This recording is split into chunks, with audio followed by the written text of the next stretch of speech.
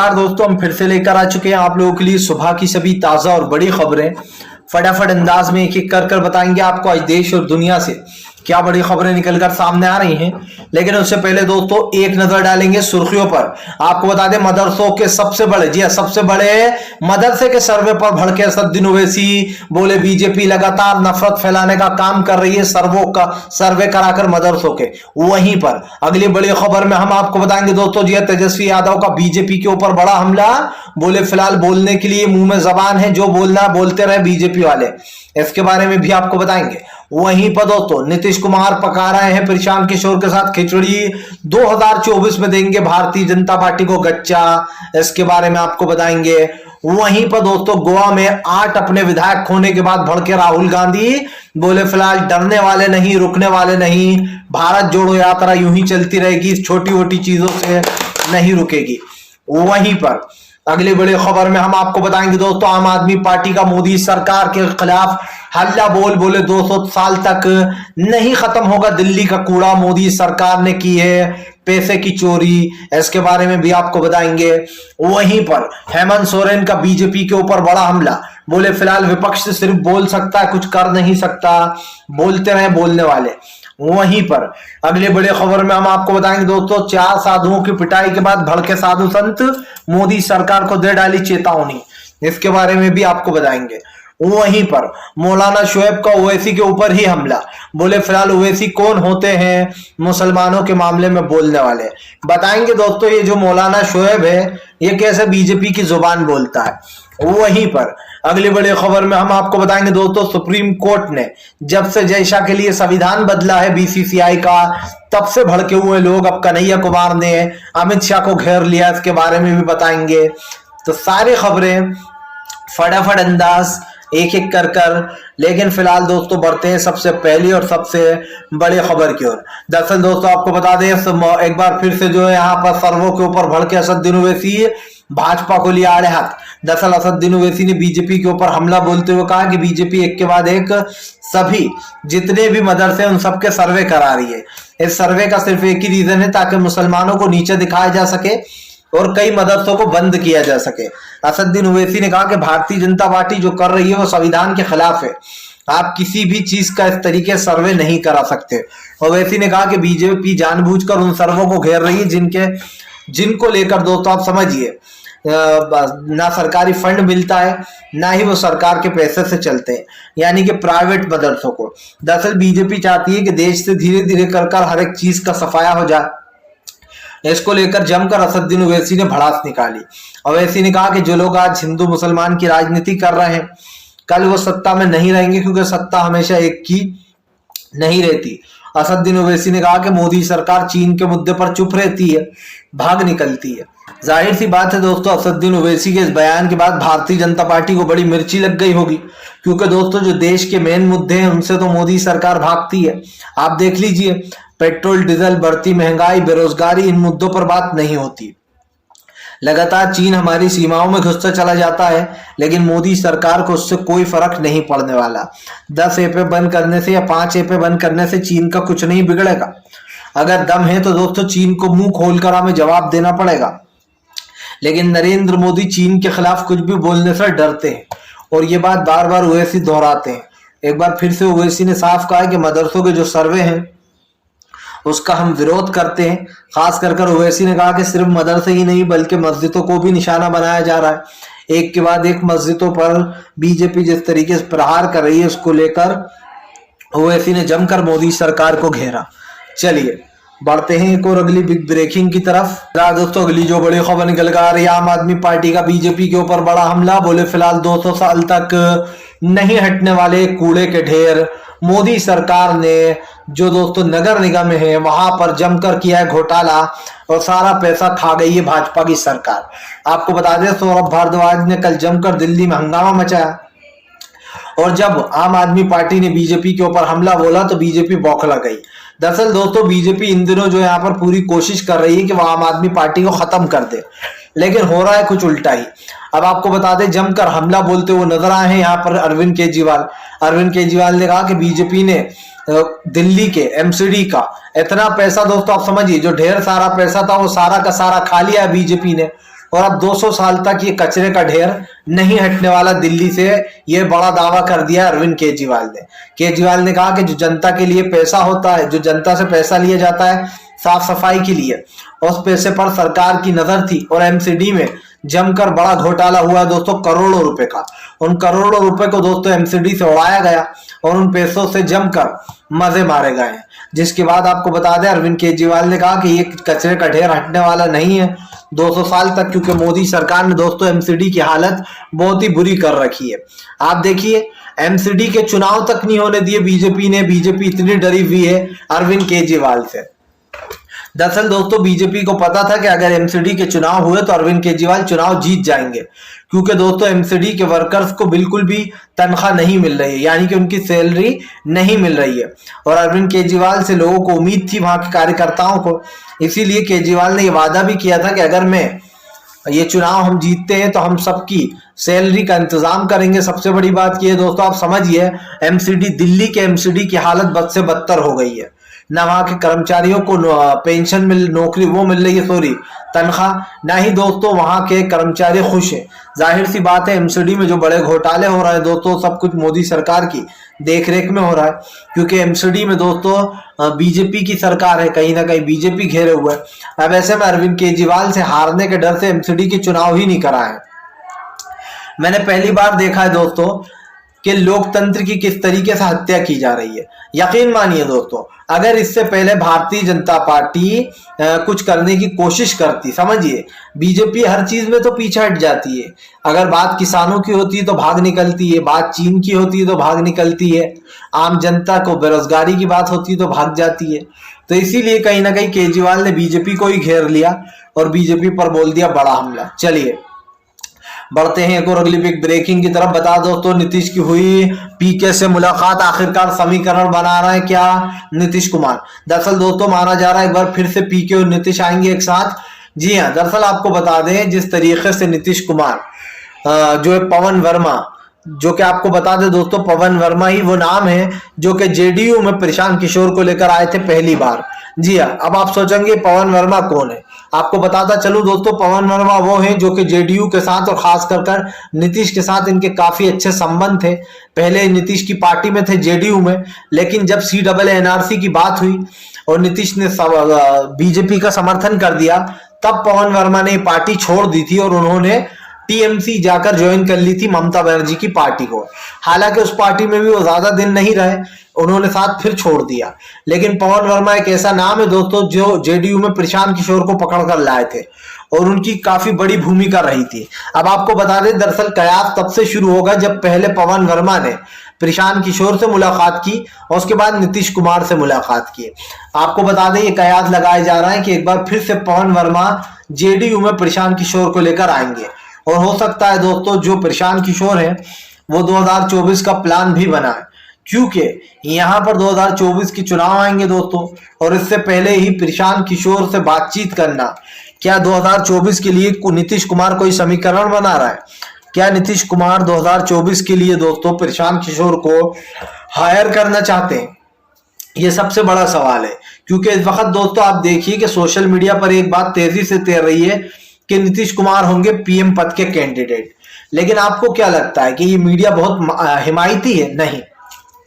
दरअसल दोस्तों basically media को पता है कि एक कांग्रेसी है जो बीजेपी को हरा सकती है और मीडिया ये पूरी कोशिश करती है कि वो कांग्रेस के ऊपर से दोस्तों लोगों का फोकस हटा दे।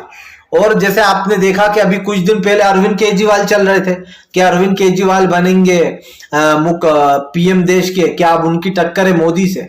उसके बाद दोस्तों अब नीतीश होने लगा, फिर इनका कोई तीसरा नाम निकल कर आएगा।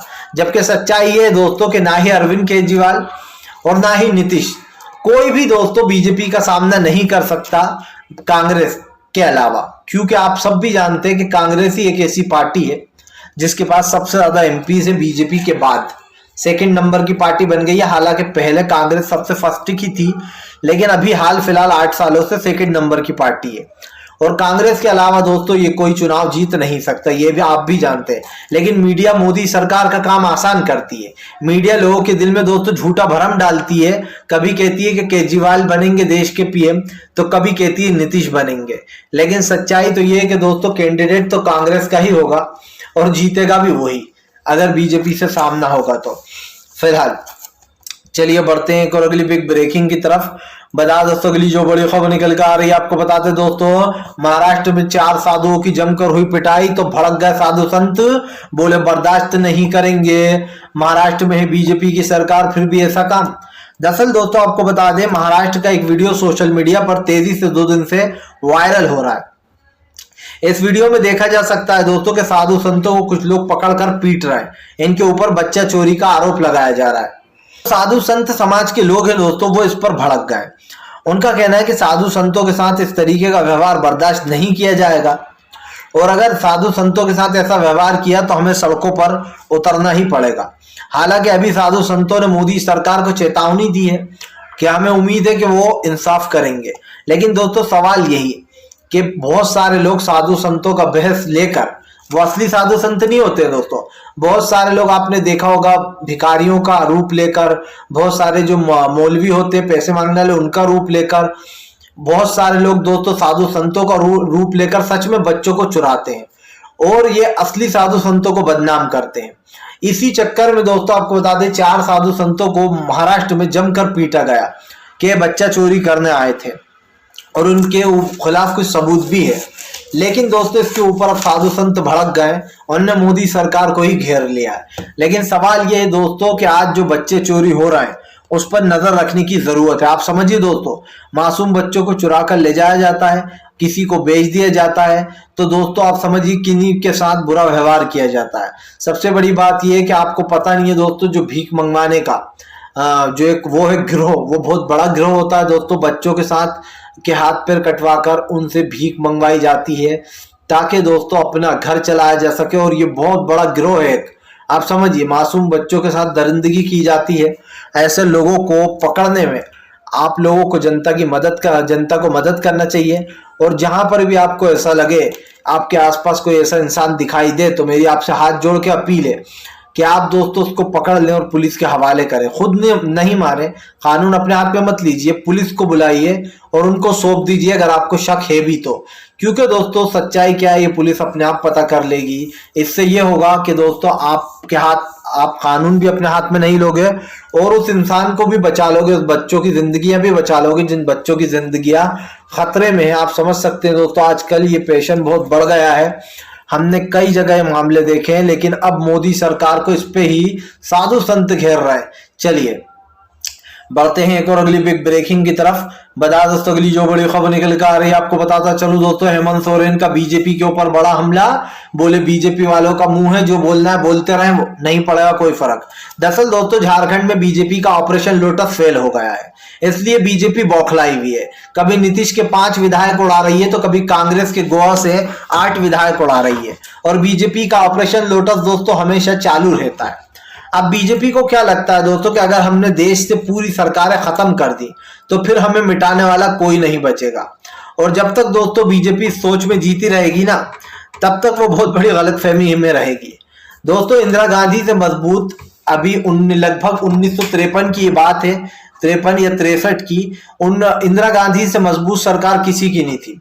इंदिरा गांधी ने 29 जगह की सरकारें गिराई थी। राहुल गांधी की जो दादी थी, एक के बाद एक 29 जगह की सरकारें गिराई थी। उनके पास अच्छा खासा बहुमत था, लेकिन उसके बावजूद भी दोस्तों इंदिरा गांधी चुनाव हार गई थी, सरकारें गिराने के बावजूद भी।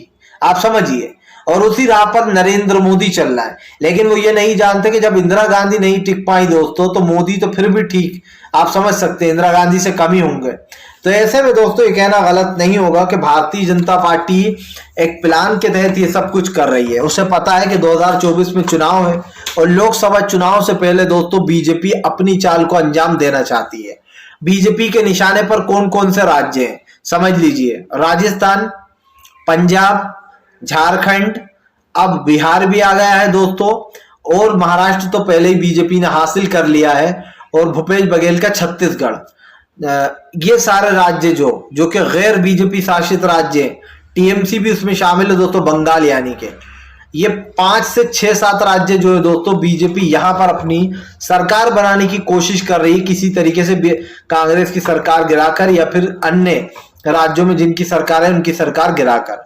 क्योंकि 2024 में मोदी सरकार को अपना कल दिख गया है और वो ये है कि 2024 में मोदी सरकार हार रही है। इसीलिए दोस्तों बीजेपी को कभी ये बर्दाश्त नहीं होगा कि वो चुनाव हार जाए, क्योंकि अगर एक बार ये चुनाव हारे दोस्तों तो कांग्रेस इनकी बहुत बुरी हालत करने वाली है। जितना तकलीफ इन्होंने कांग्रेस को दी उससे 100 गुना तकलीफ कांग्रेस देगी। और जैसे दोस्तों कार्रवाइयां हो रही हैं, आप देख ही ना, बेचारे नवाब मलिक अब तक जेल में बंद है, अनिल देशमुख जेल में बंद है, और अभी हाल ही में संजय रावत को भेजा गया है, वो भी बंद है। और भी कई लोग हैं दोस्तों जो बेचारे अभी भी जेलों में बंद है। आप देख लीजिए आम आदमी पार्टी के सत्येंद्र जैन, उनके ऊपर सिर्फ दोस्तों वो ही हो रही है सुनवाइयां। कोर्ट खुद ही दोस्तों आप समझिए 2-2 4-4 साल लगा देता है इनको बेल देने में, तो फिर ये काय का इंसाफ? इंसाफ नाम की तो अब कोई चीज बची ही नहीं है। जब एक बेगुनाह इंसान दोस्तों 2 से 3 साल जेल में गुजार ले तो उसके लिए तो दोस्तों नर्क से भी बदतर जिंदगी, आप समझिए। लेकिन आज देश में कानून शायद ही बचा है, लगता तो नहीं है। चलिए बढ़ते हैं एक और अगली बिग ब्रेकिंग की तरफ। बता दोस्तों अगली जो बड़ी खबर निकल कर आ रही है, गुलाम नबी आजाद का कांग्रेस के ऊपर बड़ा हमला, बोले 370 को सिर्फ मोदी ही बहाल करा सकते हैं। अब आप समझिए दोस्तों, जिस इंसान ने 370 हटा दी, जिस इंसान के ऊपर दोस्तों महबूबा मुफ्ती, फारूक अब्दुल्ला, पूरे जम्मू कश्मीर के लोग गुस्सा हैं, उसको सपोर्ट करने में लगे हैं, जो यहाँ पर दोस्तों सीधे सीधे साफ दिखाई दे रही है। इसमें कोई दो राय नहीं है कि फिलहाल जो है दोस्तों गुलाम नबी आजाद बीजेपी की बी पार्टी बन चुके हैं। आप देख लीजिए बीजेपी ने अपनी बी पार्टी हर जगह खड़ी कर रखी है। उत्तर प्रदेश में मायावती है बीजेपी की बी पार्टी, जो कि हमेशा अखिलेश को नुकसान पहुंचाती है, ओवैसी का भी नाम उसमें आ जाता है। दूसरी बात दोस्तों आप देख लीजिए हर जगह बीजेपी कुछ ना कुछ तोड़ ढूंढती है कि भैया कांग्रेस के नेता ही कांग्रेस को गिराने का काम करें। अब गुलाम नबी आजाद को ले लीजिए, जम्मू और कश्मीर में बीजेपी ने अपना गुलाम नबी आजाद को खड़ा कर दिया है कि अगर वोटों की जरूरत पड़ी, अगर सरकार बनाने की, तो गुलाम नबी आजाद को हम अपने साथ मिला लेंगे।